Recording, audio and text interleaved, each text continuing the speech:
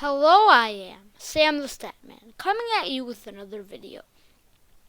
Today I'm going to be ranking every player from both the 1954 and 1955 Hall of Fame classes from worst to best. The reason I'm doing these two Hall of Fame classes is because only 3 people were elected in 1954 by the baseball writers, and I didn't think that was enough players to rank, so I decided to combine that with the 1955 Hall of Fame class, where 4 players were elected to get 7 players. I will be ranking all these players as if they came from the same Hall of Fame class, so just on one list. And I have one more thing to say before we start this video. Well, not start this video, but start the list. Sort of like an announcement for this channel is what I'm going to be saying now. So you guys probably know about my weekly KBO recaps, right?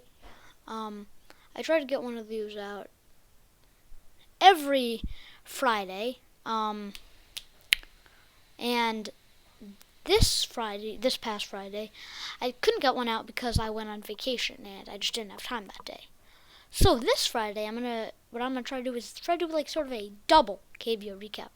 It's gonna be one video, but instead of like talking about what each KBO team has done in the past week, I'll be talking about how each KBO team has done in the past 2 weeks combined. So the record combined in the past 2 weeks, any memorable games for them in the past 2 weeks, stuff like that.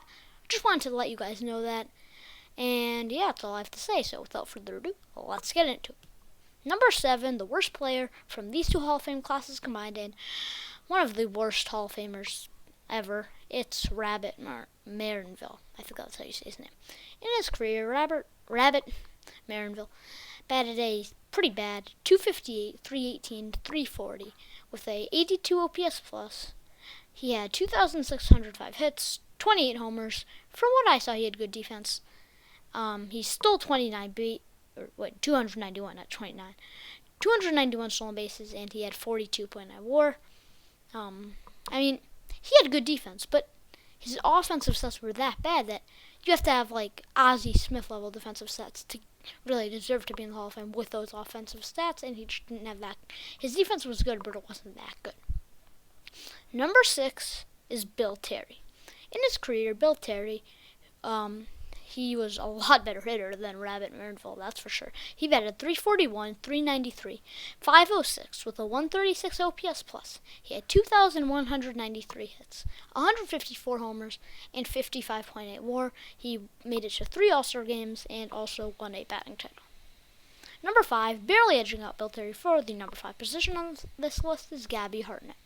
In his career, Gabby Hartnett batted 297, 370, 489 with a 126 OPS plus and 1,912 hits, also having 236 homers, good defense from what I saw, and 56.9 WAR. He also won an MVP and was a 6-time All-Star.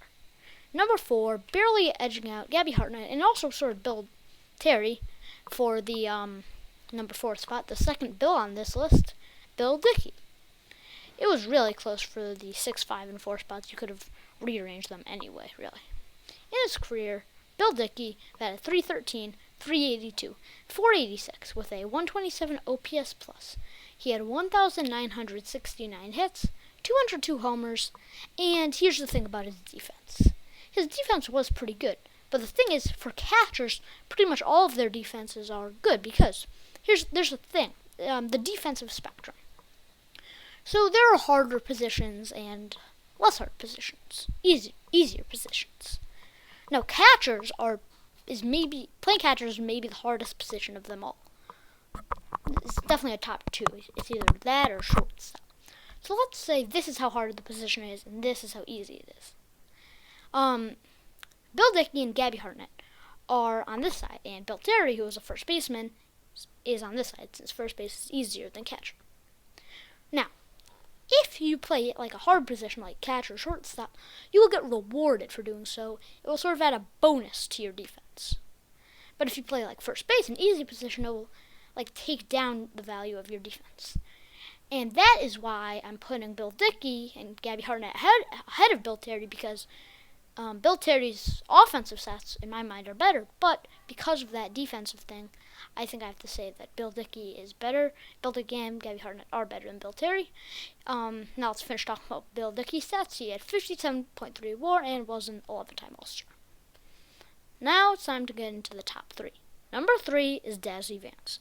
In his career, Desi Vance went 197 and 140 with a 3.24 ERA and a 125 ERA+. In 2,966 and 2/3 innings pitched, he struck out 2,045 batters. He had a 1.230 WHIP, 60.1 WAR, won an MVP award, won a Triple Crown, and 3 ERA titles. Number 2 is Ted Lyons. In his career, he went 260 and 230 with a 3.67 ERA and a 118 ERA+. In 4,161 innings pitched, that's a lot of innings pitched, he struck out 1,073 batters, and he had a 1.348 WHIP. He had 70.4 WAR, and he was a one-time All-Star and won an ERA title. However, he's not my number 1. My number 1, the best player from these two Hall of Fame classes, is Joe Dimaggio. I have said in a previous video that Joe Dimaggio is the most overrated player in baseball history, and that is probably true. However, he was still a fantastic player and definitely a top 50 player of all time. In his career, Joe Dimaggio batted .325, .398, .579 with a 155 OPS plus, and he had 2,214 hits. 361 homers, above average defense from what I saw, and 79.1 WAR. He won 3 MVP awards. He was a 13-time All-Star. He won 2 batting titles. He was just fantastic. Like I said, probably the most overrated player in MLB history, but still the best player from these two Hall of Fame classes combined. Hope you guys enjoyed this video, and I hope you guys enjoy these Hall of Fame videos, all of them. Don't forget to like, share, and subscribe. I will see you guys in the next video. Stay safe.